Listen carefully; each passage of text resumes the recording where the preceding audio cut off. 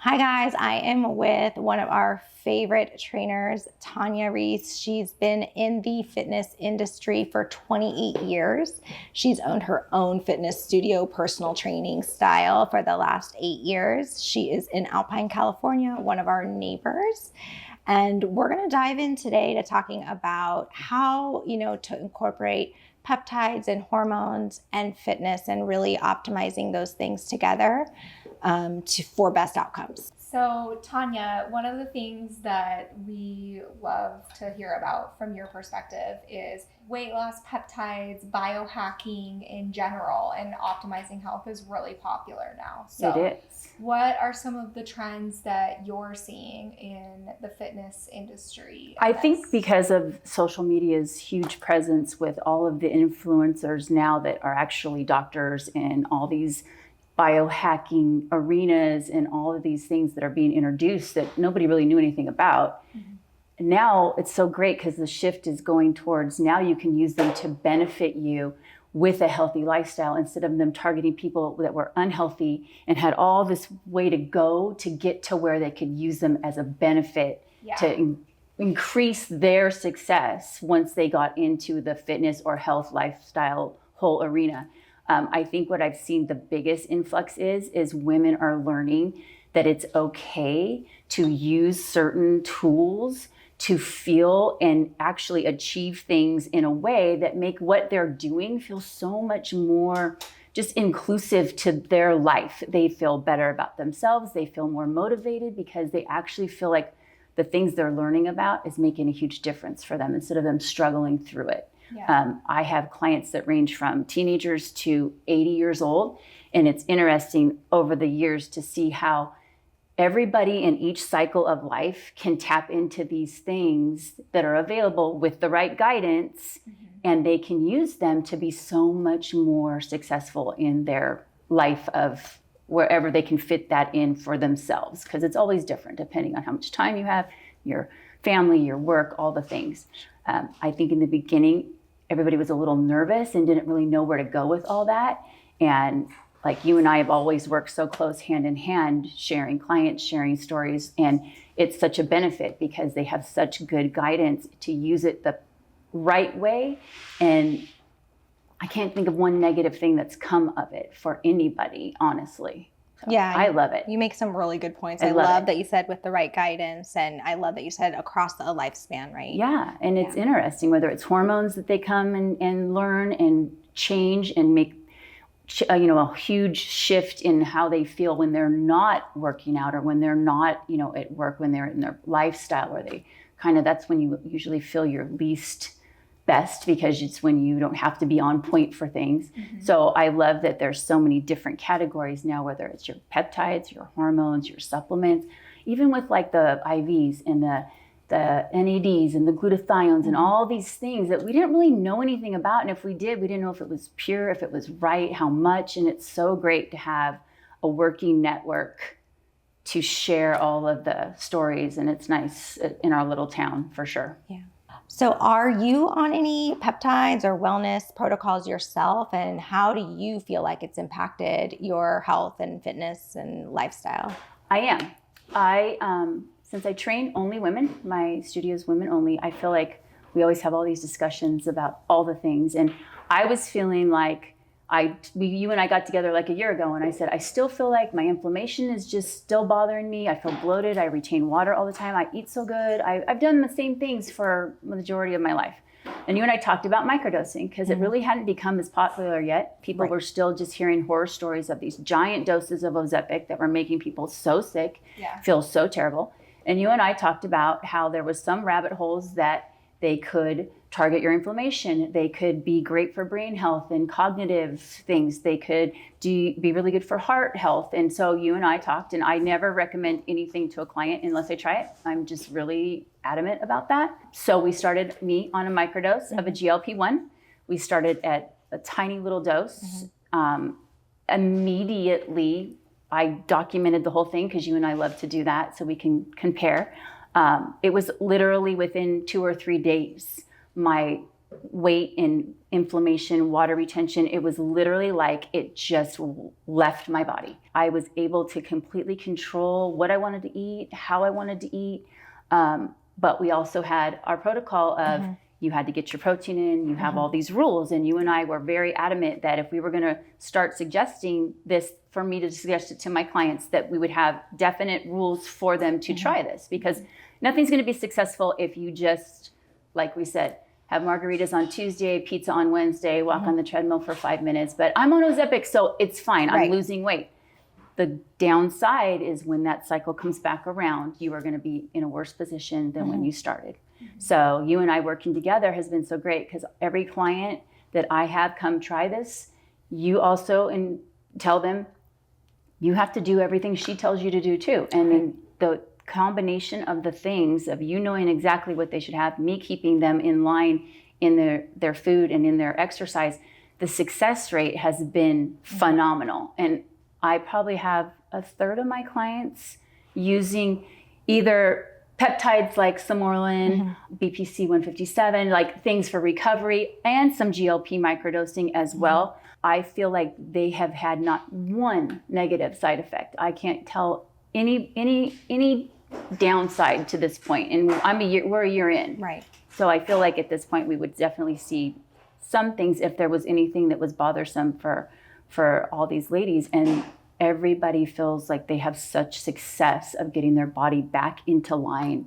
Their metabolism goes up, their energy is better. A lot of the side effects we were told of in the beginning, that was strictly from not eating enough and not doing all the things that would make you successful and feel good. So I know, like when we talked about, well, do you tell people when they don't have good energy or they're this, usually it bails down to what they're doing on their time. Yes. And we learn how to carry it over so that they feel great on my time too. So I can't think of one thing that I would say, oh, I don't know if this is great. Sure. Yeah. It's been great. Great. Yeah, and that kind of ties into, like Janine and I are really big advocates, and you know this, of lifestyle first and foremost. So a lot of the time we won't even start people on certain things unless we make sure that all of their lifestyle is on point. They will follow the... like somebody who's just not doing any workouts, has terrible sleep, you know, we're not going to put them on some of these peptides initially. We're going to work on that first. And that's where it's really important to have people like you we can refer to. And me as well, referring to you, because sometimes it's a hormone thing. Sometimes it's not always, you know, you guys run their panel and, oh my gosh, you have none of this or you have too much of this. And so all of it working in unison like that, I feel like this is the first time women have had a arena that can cover everything for them and not be judged for it or not be considered, oh, that's a cheater. You know, you're just taking the easy way out. Are we really? Because we work harder incorporating all the things and following all the rules than the person that doesn't do any of that and just is upset about how they feel and how they look. So I feel like it's gotten a little bit of a bad rap in the beginning and people just haven't really looked into it to see all of the upside if it's done correctly. Right. And that's the key word, I think, is that it's done correctly. How would you say incorporating some of these things have helped your personal workout routine? Like, do you feel stronger? Do you feel like you have more endurance? Do you feel better recovery? Has it changed at all? 100%. I think that when you feel like what you're doing gives you results, it just becomes this awesome cycle that only moves you forward. I feel like when we do all the things and we don't see anything happen, you get so discouraged and you kind of get really negative about it. And then that lifestyle becomes something that doesn't feel good. Right. I have 100% noticed that my energy in the gym is significantly better. My sleep is better. The control over my diet and what I eat is so amazing because you wake up every morning feeling like, I ate great. You don't wake up every morning going, why did I eat that? Now I feel terrible and my body looks awful. So I feel like it just one thing sets you up for success for the other. So for me, being a year into doing this, I 100% have noticed a huge shift. Yeah. Adding some of the other peptides that we've added, the muscle recovery, the growth hormone. I think at my age, and like I say, everybody's in a different cycle, but for my age, phenomenal. I haven't seen one downside of helping my body be a little bit more successful as I get older. I'm old. I'm 56. You don't get all the things that you got in your 30s and your, even into your 40s. And so I have a lot of women for sure in like the perimenopausal and then menopausal circle, and having some tools and some things that you can trust to kind of give you, I don't know, it's just a nice addition to all the things you're already doing to feel like you are definitely making progress instead of just like treading. I'm always saying we're always just treading, once you get to a certain age, you're just praying you're treading and not going to sink. Right. So it definitely helps. So you kind of tapped into earlier, like the negative side effects that people are worried about, or when it first came out, all the things they're scared about. We still get some of that. It's gone away a bit, but we still get a lot of clients that come in and they're like, I do not say Ozempic. Do not say that word. Don't say because I'm going to lose all of my fat in my butt. My face is going to be hollow. So are you seeing any of that? How are you incorporating fitness and healthy lifestyle to prevent that and make sure that things are done in the correct way, or are you seeing it at all? I'm not seeing it with my clients that I have suggested to start from this point forward. What I do have though is a handful of clients who in the beginning did it strictly for huge weight loss, not having good guidance, not knowing, ended up with tons of side effects, ended up losing a lot of weight, but losing everything. Their muscle, their skin is sagging, their face is hollow, and coming to me to fix. Can you help me get back how I used to look before, I did this? And it's interesting because even if they were misled in the beginning, learning from this point forward how to eat better, how to put on some weight using, muscle versus food, and to learn that the weight training is what will keep their body in the structure and how they want it to look. We have been able to take these women that were so upset about what has happened and actually make so much progress that they're ecstatic about now they have a butt back and they have shoulders back and they look amazing again, and they don't need their skin handled because it's filled up with some structure instead of just being so depleted. So I feel like there are so many women who did it in the beginning and don't know where to go now if they're not happy with how it turned out. So I think it's great to have so much information about how it's not too late. You can still undo the damage of losing the muscle by just moving forward, doing it properly. Your body will respond to protein and lifting heavy things. That's all you have to do.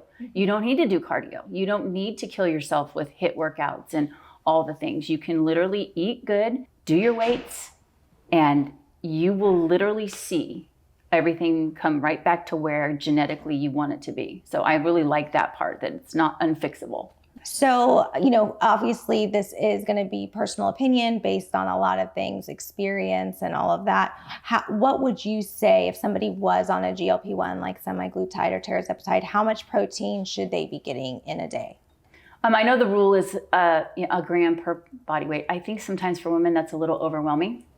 So my practical approach is to say, start with 100 grams a day. If you can get 100 grams a day in consistently, that's a good starting point. Would I love 130, 150? Absolutely, but I don't want to be so much information that it feels like it's too much to accomplish. And for women, especially the way we've been programmed to eat our whole lives, getting a lot of protein seems very hard. It's not once you explain it to them in a very simple way, but at first I think they get a little overwhelmed by that. So I say, you start with 100 grams a day, you try to work out 3 days a week. And for women, I feel like, unfortunately, we're not always in charge of ourselves. You get up in the morning, someone's sick, your day's changed. There's so many things you don't have control over. So I feel like 3 days a week makes them feel like they can actually commit to that and feel like it's not going to be something where every week they're like, I didn't get it all in, I wasn't able to get there enough. I also like to discuss their dosing with them because I feel like you have taught me so much about the dosing, and that gives me a bigger idea of what we need to do for them personally, because it is subjective and everybody's going to have a different opinion about how much and how often. But what you can put into practical day-to-day ability to accomplish is different than what you're told by someone and then, well, you should just be able to. It's not always the case. So since I have the ability to get them there when they're free, when their schedule permits, it's great because it gives them a little bit more confidence going into it that they'll be able to follow that protocol. Yeah, I love that. I think that that's really good practical tips. And I love that you said, just try to get 100 grams because it's easy. It's an easy number to think of. You don't necessarily even have to, count every macro because it's overwhelming for a lot of people. It is. So I love that advice. I think that's great advice. And usually if you're getting 100 grams of protein a day, you really aren't eating a ton of carbs because there's not a lot of room for that. You don't even, you're full. You're good. Yeah. You're full. So you don't even have to tell them that because that panics everyone. What do you mean? No, don't eat a lot of carbs. Yeah. You don't even have to say it because if they're eating 100 grams of protein, their carbs are automatically going to go down. Absolutely. And then they 100%. and then they're more prone to stick to the good carbs anyways, like some berries and things like that. Yes. So absolutely great advice. Yes. And I feel like too, there's so many different ways to eat now and everybody, and like I say, I try everything before I, tell anybody anything.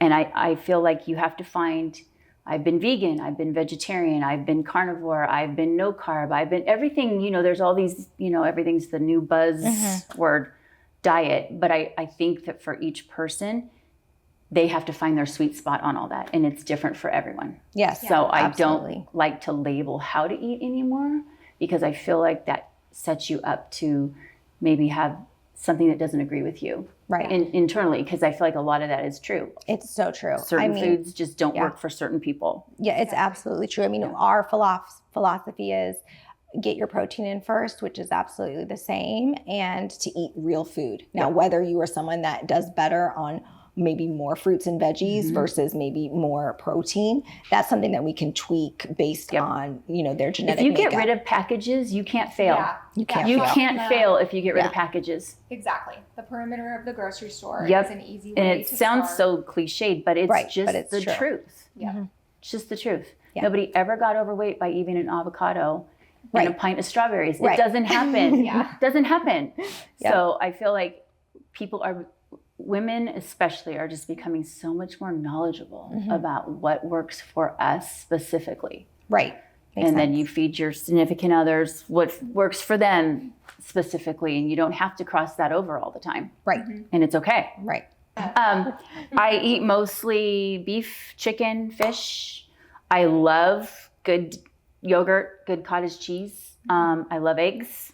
My breakfast typically is some sort of meat, some hard-boiled egg, blueberries every single day, strawberries every single day. Not a huge honey person because I don't really care if things aren't super sweet. So, but it's very basic and people just have to wrap their head around that. I literally have 5 things at the grocery store and I you just rotate keep them. And I don't get sick of them, which is really interesting because I used to feel like you get really bored of certain foods. Sure. And I can eat a hamburger patty all 3 meals of the day and could care less. Right. But if I go somewhere, I eat what I want. If I go on vacation, I have things. I love pancakes. I'm like huge. So I feel like you can find a way to, I definitely feel like it's an 80-20 plan. Yeah. For sure. For sure. Yeah, makes sense. The only downside of it is if you're super strict and super clean, that when you go and do those fun things, You don't feel good. you feel Yeah, you can tell. And then you're like, oh, it doesn't feel as fun. Yeah. It just doesn't feel as fun. Yeah. Yeah. Especially like drinking and Right. stuff Just like the that. drinking. That's what I was just going to bring up. Like, we all love to have a good time, Yes. but how much is it worth your health? Well, and and how there's you're a lot of feeling? women that struggle with the cutting back of alcohol. It's a huge thing. Yeah. And it's interesting because the GLP-1s, even at a microdose, you are forced. You are forced, Yeah. whether you like it or not. Yeah. And it's great, I think, for a lot of women because they just want to get rid of that craving of wanting to do it, right? Right. And so when you take the peptides, the craving's completely gone and you don't get the same rush from doing it. And it's like the first time they've been able to be like, I don't even care about having a glass of wine at dinner. And I used to obsess all day for my glass of wine at dinner. And it's been a great way to kind of shift the women off of that daily glass of wine or that daily cocktail after dinner and stuff like that. So I think that's one of the, I meant to bring that up. Yeah, that's a great What benefit. a huge benefit that is for women because they tend to like to have a drink, Sure. after everybody leaves them alone for the day. Right, which we can understand. Yes. Us being there. But that's a huge positive too with the GLP ones that I feel like is a little under discussed. Absolutely. So well, and then you're drinking less, so then you are sleeping better, and then you have less brain fog in the morning, and then you have more energy, and then your relationship gets better because you're nicer to your husband, and then, it's like this trickle effect. And people don't realize too that sugar has such a huge impact on your inflammation, and they think, well, I don't eat a lot of sweets. Right. It's not sweets. Right. It's carbs. Yeah. So once you're eating so much protein and good fats, and your carbs just automatically start to shift down, that's sugar in your body. It doesn't differentiate between the two. So all of a sudden they're like not craving the sweets because they're not eating the sugar anymore without even realizing. Time. Like it's the kickstart tool so it that is. you can develop the right habits. For sure. So it's not like a lot of people get paranoid. I'm going to have to take this forever so that I don't drink alcohol or I don't eat ice cream. And that's not the case. No. Like you might intermittently utilize it as a tool. But for the most part, if you are on it for a good amount of time to start it, it gives you your enough habits and it shifts. It does shift the way that your pancreas actually makes insulin, and it makes you much more sensitive to that, so you don't have those cravings. It's funny because I was talking to my husband about this the other night. I said, they'll give you a statin for high cholesterol and they'll leave you on it for 20 years, right? And the statin list of side effects, huge. Same with like beta blockers or anything for high blood pressure. I have clients that have been on antidepressants for 30 years and no doctor's ever even attempted to take them off. And there's huge lists of side effects. And I'm like, if someone told you could take a supplement that got rid of your inflammation and it completely balanced your insulin every single day, and you can't find one downside to it, why can't you take it? Why is there a stigma to it? There shouldn't be. It's because they didn't come up with the idea. So that makes you feel like you're doing something that maybe is not okay. It's not true if you look at it like that. Yeah. So I tell everyone, because it's always the panic thing of, well, do I have to be on it forever? Well, I don't know. Right. Yeah. I don't know what to tell you for that. But I do know that there's things that we will take forever without even blinking an eye at. Right. And they're horrible for you. Yeah. Right. So if you have a way to find something that is actually beneficial and the side effects are so minimal, what is the urgency of that feeling to like, well, I've got to wean off of it. Right. Maybe you don't need to wean off of it right now. And it's okay to not. So I like that we can always discuss that in the gym and everybody can put in their 2 cents. Sure. It's a great way to have open conversations in still a private manner, but everybody has a lot of things to tell about all the different phases for sure. Right. So, yeah, I love that. I have a client who's trying to have a baby and they do in vitro. So her doctor said, you have to get off of it for two months. But then she went on 3 vacations and literally ate her way through Europe and put on 10 pounds. And she's like, this isn't because I went off. It's because every single thing I used to do, I quit doing. Right. And that's just being honest. But a lot of people don't be honest. They're like, see, I went off of it and I gained 10 pounds. I'm like, well, hold on. What did you change your life? What did you do? You know, because it's I feel like there's you have to have a lot of skin in the game of it if you decide to do it. Right. And I know for myself personally, when we brought these on, going on almost 3 years ago now. Yeah. I mean, I remember when I took it and I started with semaglutide. That was the one we could have access to at the time. It broke a plateau. I mean, I killed myself at the gym, ate very clean, very little alcohol, if any. A pretty boring life, to be honest. And nothing happens. And nothing happens. And I'm stuck at this plateau. I took it for a very short time. It broke my plateau. I was off of it and did really well and didn't gain any weight back. I think I only continued to lose. And one of the things that we always like to approach as people wean off, if they choose to, is like, hey, let's support some other areas now. Right. What are your hormones doing? What's your thyroid doing? Can we replace that semaglutide or tirzepatide with maybe a plant-based source like Relora or something where it's helping? Can we get berberine in there? Can we do something else? But the number one thing that has to stay is your discipline for your diet and your exercise. And myself, like, I do think my weight shifted in the first month. We documented it. And now we're at 10 months.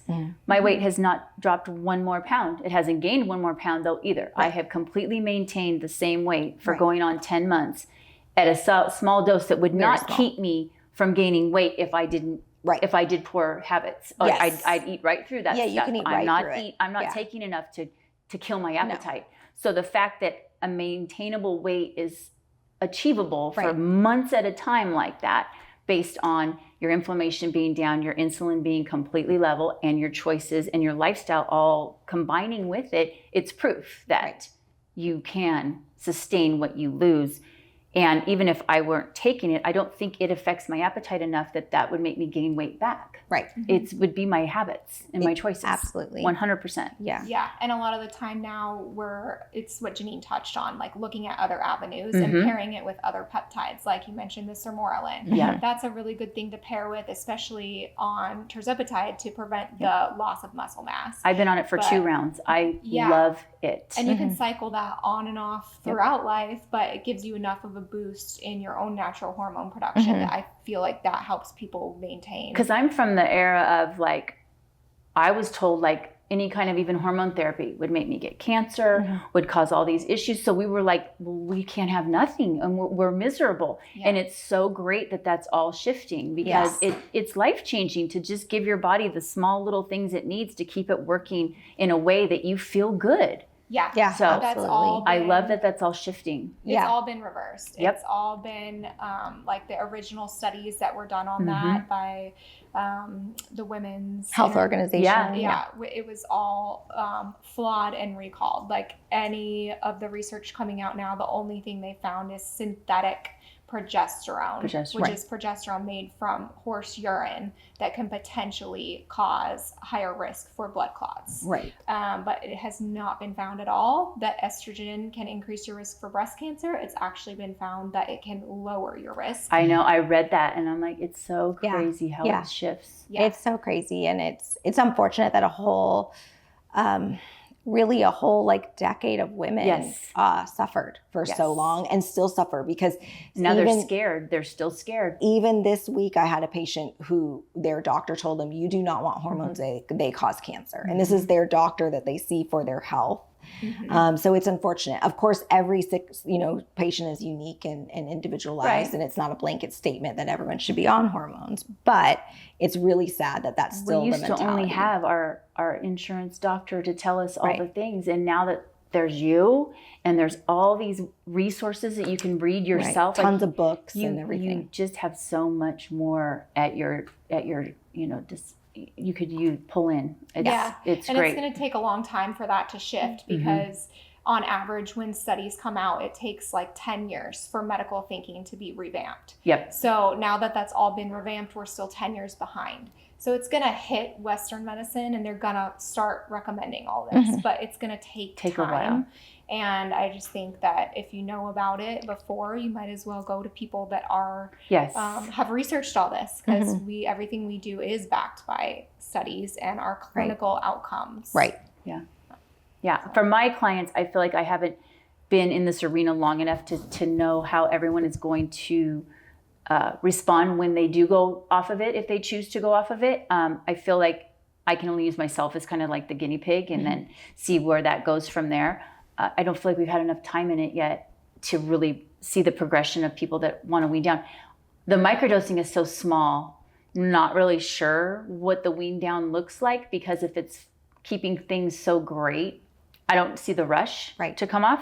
I think in the bigger doses, that's a whole different story. Right. I don't have clients that do the big doses, so I don't have any experience in that yet. I have clients, like I said, that have come to me after doing the big doses to try to get their bodies back to being more fit and more strong. I think that's the biggest complaint of overdosing is the weakness and the lack of their body feeling any kind of strength and focus and having any kind of like momentum into the day. Right. But that was because they did it differently. Yes. I think that there's always a way to do it if you have good guidance. What is something you really want people, like women especially, to know about, weight training and resistance training? Do you find that people have hesitations about it, or what are some things that you think are really important for women to know overall? I think like a lot of the fitness industry goes through fads like everything else.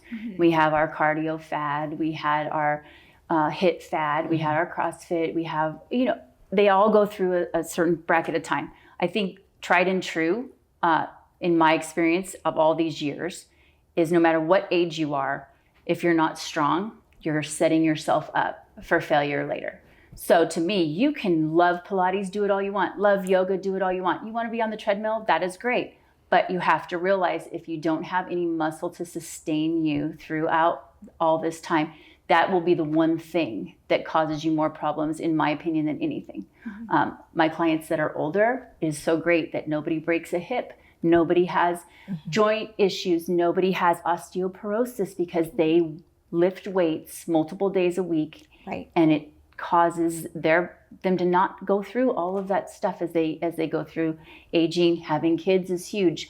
I have a huge circle of pregnant clients, and it's so great to have them lift literally to the day that they deliver if they don't have any other reasons they can't. Sure. I have clients that are doing walking lunges with 25-pound dumbbells and have a baby 2 days later and are back at 6 weeks with minimal baby weight left. So strong, so great. I'm glad that right now the fad is weight training. It's everywhere. It's all everybody's talking about.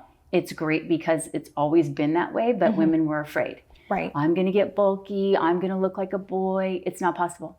It's not possible. We don't have enough hormone to do it, and we don't have enough time to do it. No. We don't have enough time to dedicate to accomplish that. You see the women that are that way, if you really watched what they do, it is crazy. Yes, It's out of our a full-time job. wheelhouse. Yes. Yeah. It's never going to happen.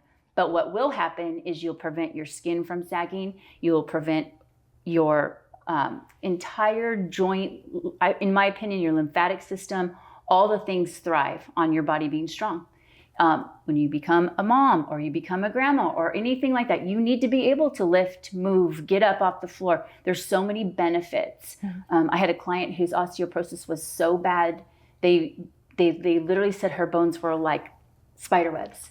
So we started working out. She's 50 years old. We worked out for a year. She went back for her, whatever that scan is, DEXA scan.